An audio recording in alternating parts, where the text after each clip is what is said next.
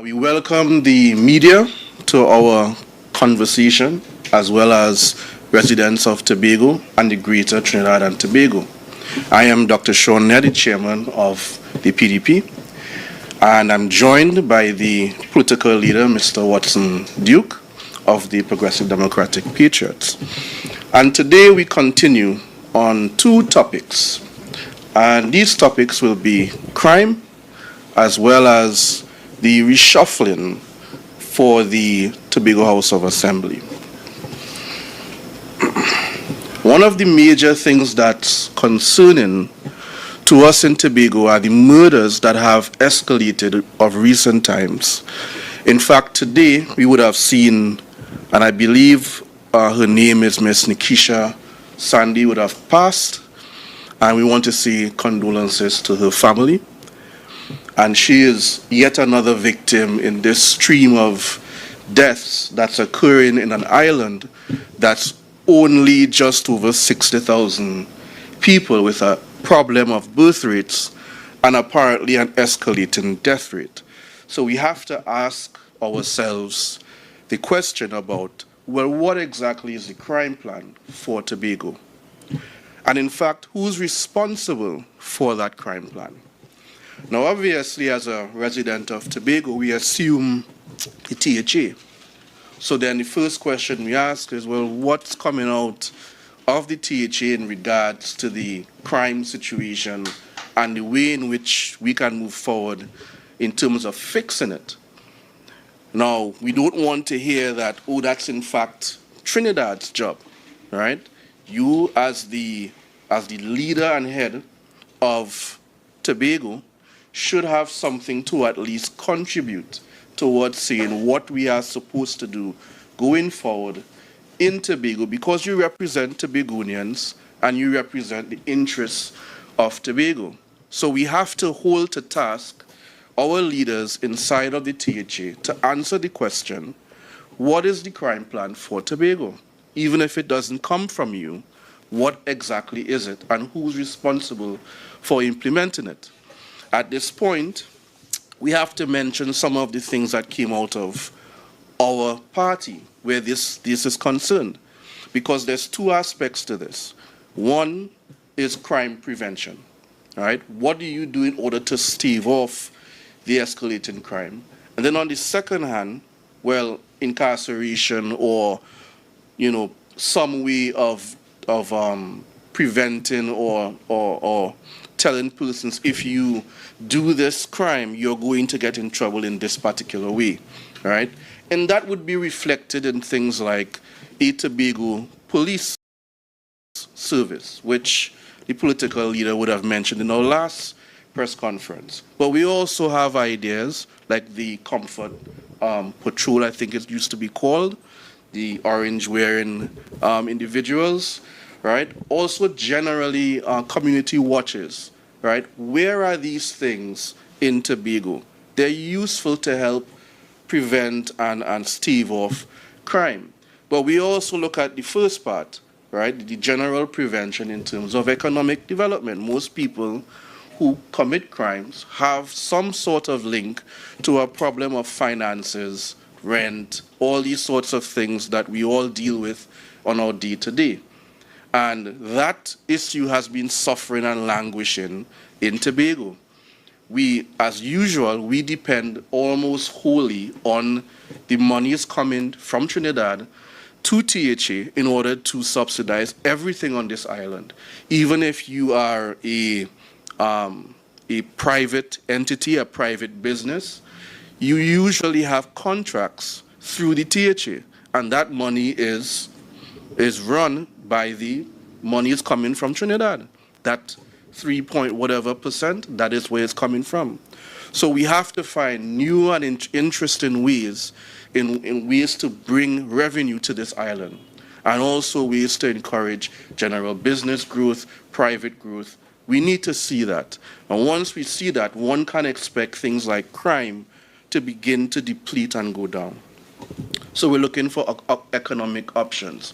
One of the items we had was given, and I believe it was $10 million for each of the villages right, inside of Tobago. And in that way, you directly infuse capital into the villages where they get to do with the money as they like. An example would obviously be putting monies towards projects by which members of the village can participate, vie for, make money, and therefore grow. And of course, the villages can decide exactly what they want their villages to look like, and they have a direct access to the monies necessary to do this. And that's apart from the monies going to the division of works, right, the division of finance. We have other ways to directly infuse. Again, these are ideas and mandate items that the PDP put to the people of Tobago. They voted on it, and they're not seeing it. So one of the other items we have is reshuffling. And this reshuffling concept has been put to us over the course of at least a year. It's over a year easily. Right. And we bring up this notion of communication and the principles of leadership. Right?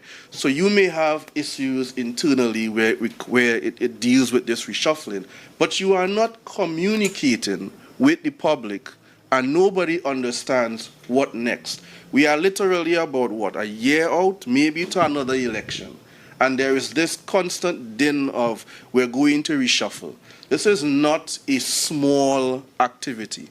When you reshuffle, you are changing almost the culture of the division, because whoever is at the head of that division influences everything else. It's going to influence the administrator, it's going to influence the direction of that particular division. And you are not telling us what's the status of this reshuffling. Right? Who is potentially going to be where, and why are you making these changes? We want to understand that. So there's no communication. There is no clarity on what's going on. So the dynamics within these divisions, they need to be dealt with. So if there are actual problems, are you speaking to it? And how will this reshuffling fix that particular problem? Now, further to that, there are other problems within the divisions that we could bring up. All right? How are you dealing with the technocratic needs of the divisions? How will this reshuffling solve these sorts of problems? All right?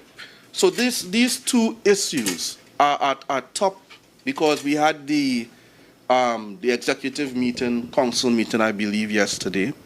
And out of that should have come some release, press release, I hope, right, regarding reshuffling. And today, we've heard nothing, right? And as members of the public, we have to ask, well, what's going on? We've heard this over time, over the past year, that we're going to reshuffle, we're going to reshuffle. Please tell us what's going on. All right, so on these two issues, the murders, please communicate. Please communicate. Let us know what's your crime plan. What is your direction for us in Tobago? And the same goes for the reshuffling. What's your plan? What's the direction for Tobago? And on these two matters, I complete, and I will hand over to the political leader. Thank you all.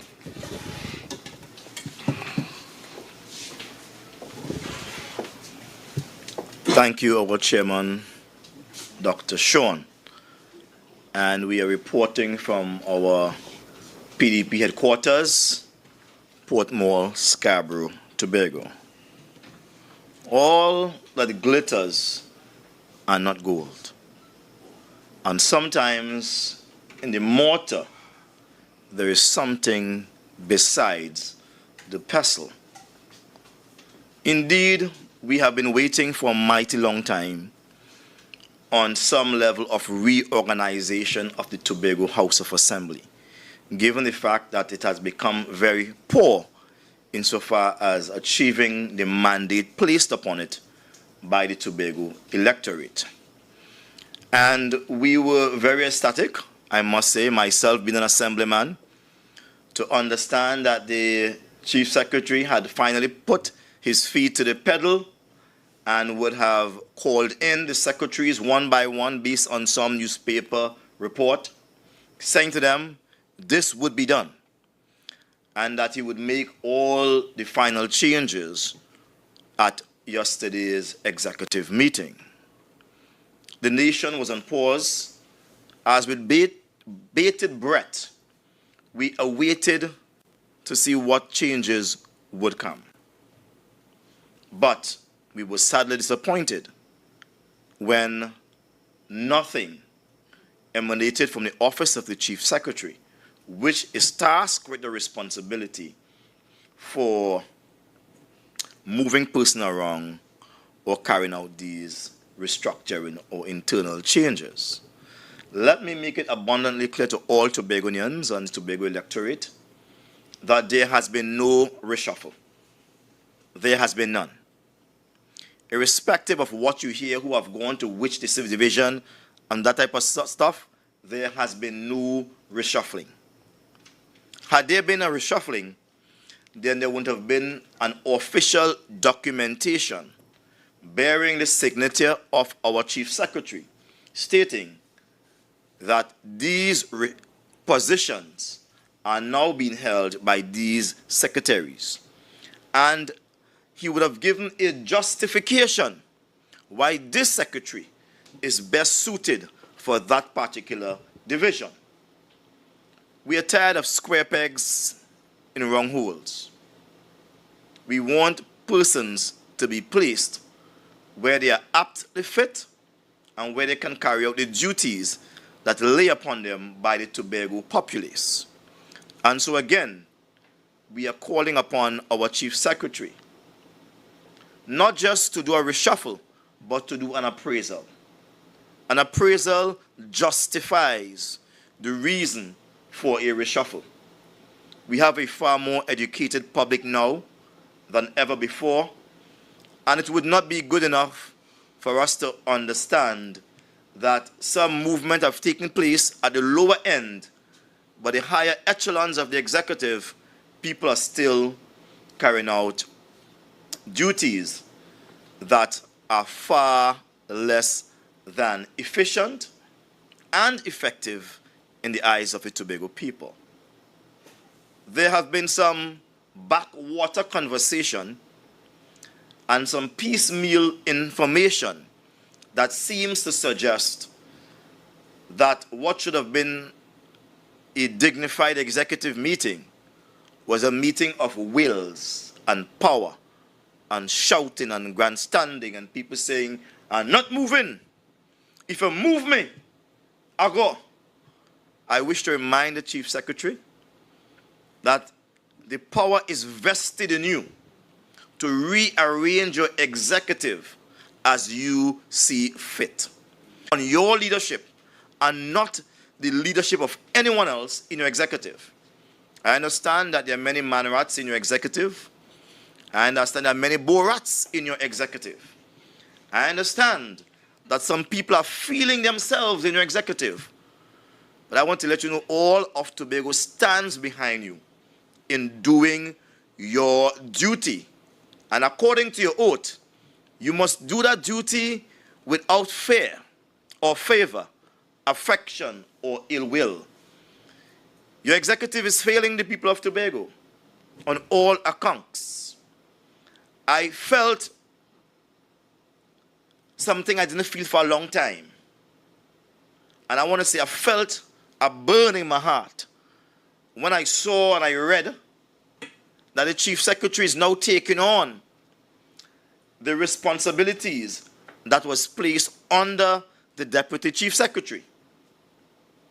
I felt a burn in my heart because I understand fully well that the Chief Secretary is a very busy person. You can't get him on the phone. You can't meet him for a conversation. He's very, very busy.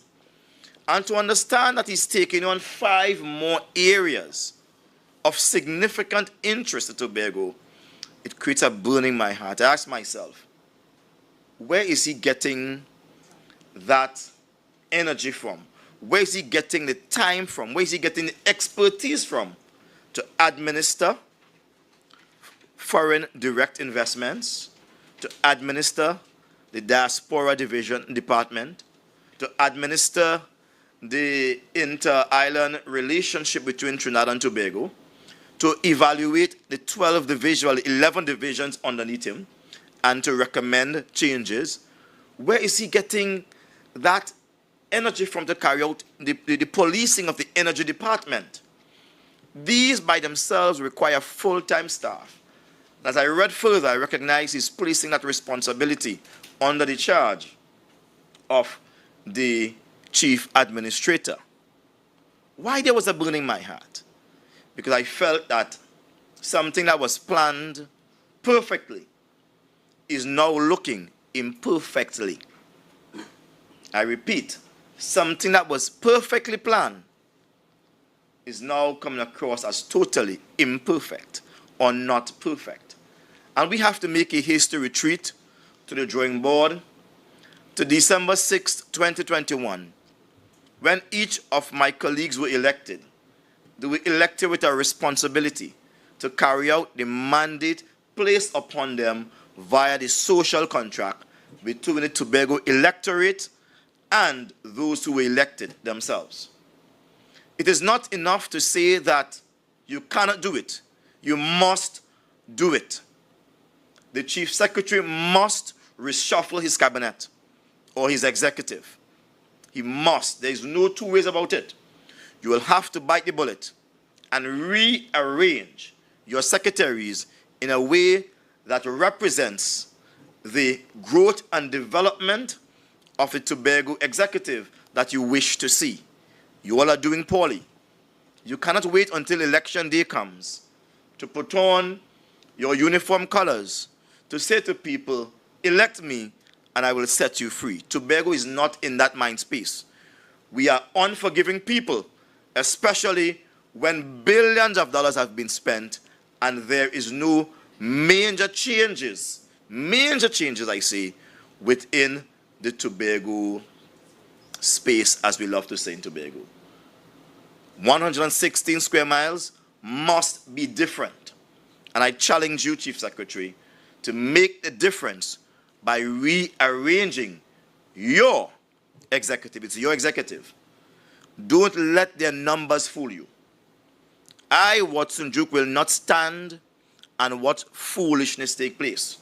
And so if there's anyone who's threatening the Chief Secretary, that if he moves them, they're going to gang up and vote him out, I will not support such a vote. And I will work with Tobago to ensure that they don't support such a vote. The Chief Secretary must surrender if he believes he can't manage Tobago. That's what I'm saying. If he cannot manage Tobago, he must surrender and say, look, I can no longer manage Tobago, and I wish to pass it on to someone else, or I wish to call an election or move a motion that election be called. I will support that. But I will never support a coup. I'm not of that nature at all. I've never staged a coup, and I will not support any coup. And I urge Tobago not to support any coup. Yes, there are talks about the place that they are planning to overthrow the Chief Secretary. That's your choice. He's your Chief Secretary. And my Chief Secretary, respect his decisions. Yes, sometimes the joke turn out to be the joke. And what a sad joke it is. Moving swiftly on, as I recap on that point, the PDP will not be supporting any internal coup where they want to remove the Chief Secretary.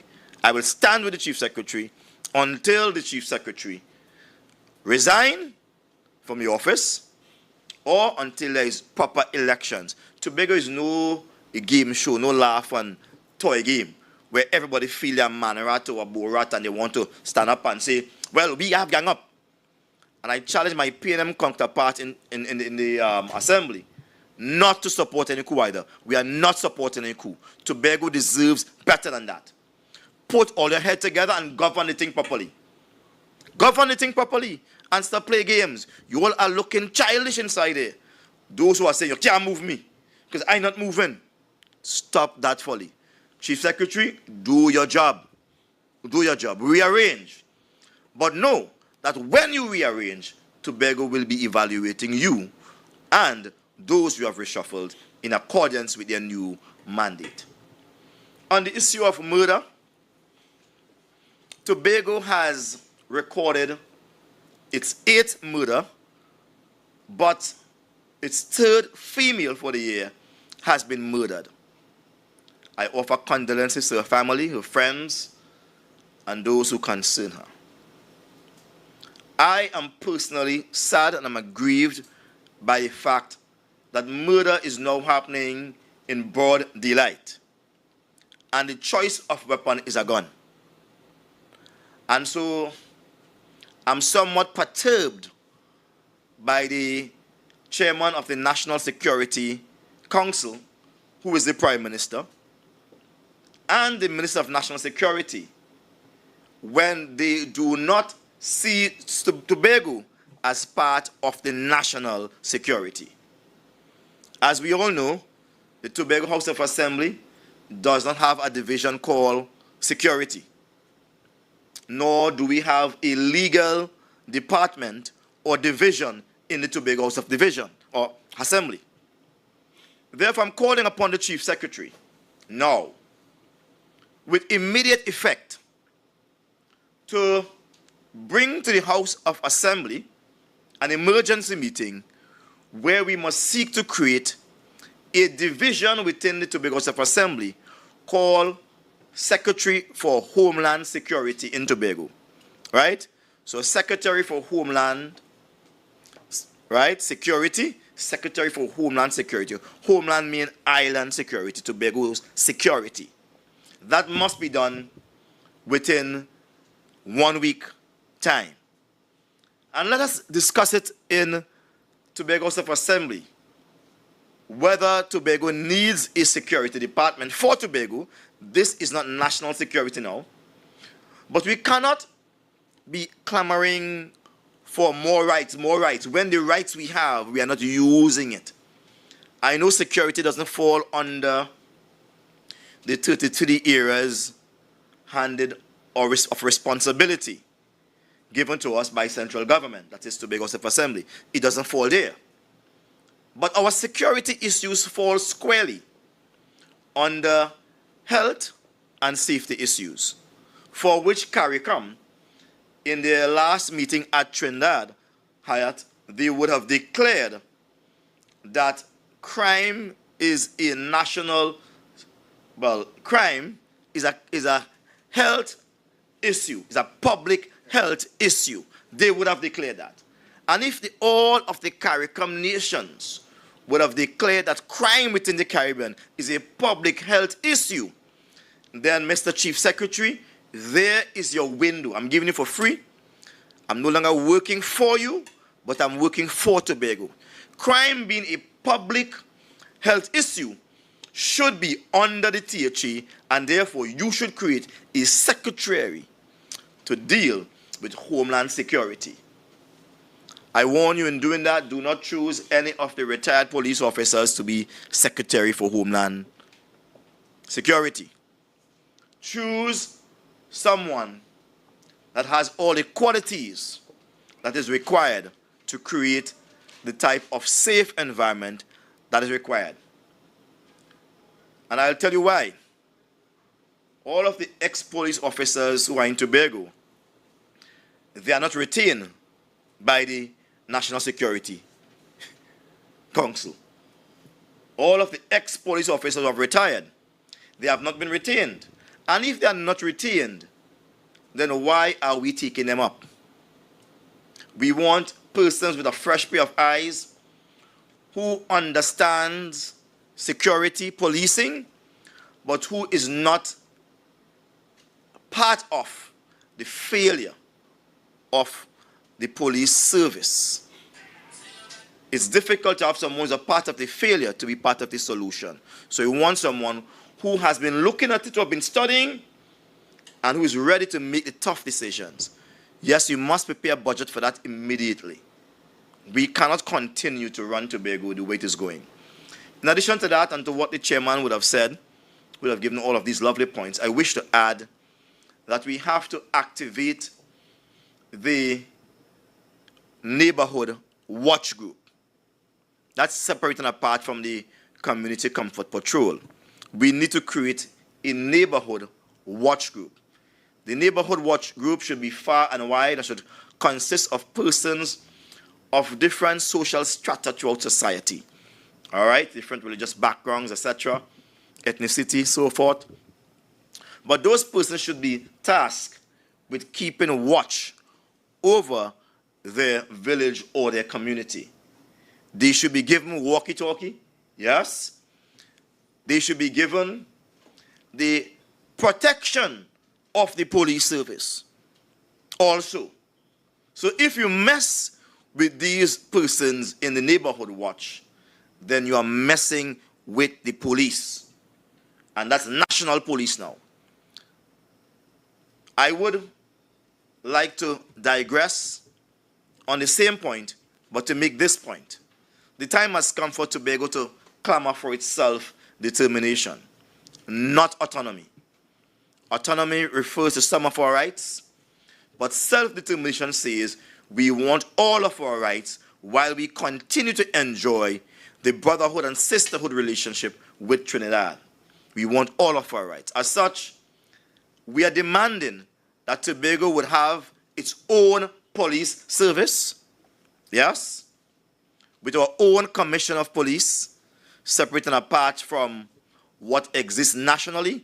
Tobago desires its own police service with its own police commissioner.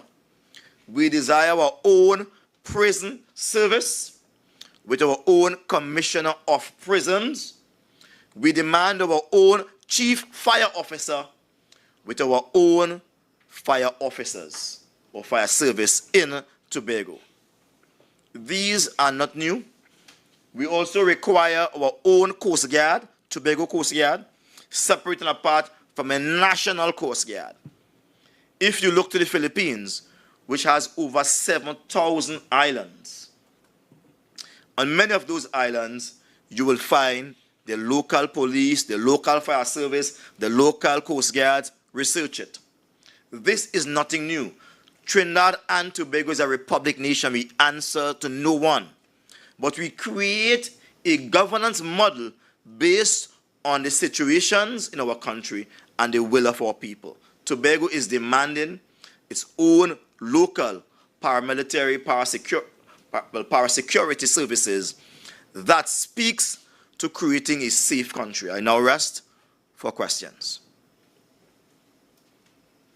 Mr. Duke, do you have any concerns about what's going on between the Ministry of Finance and the Auditor General at this point in time with the missing, the unaccounted billions of dollars? That is a central government issue. I'm more concerned about what we would have done with the billions we would have received from Trinidad and whether that money is accountable in Tobago. Tobago is concerned about that.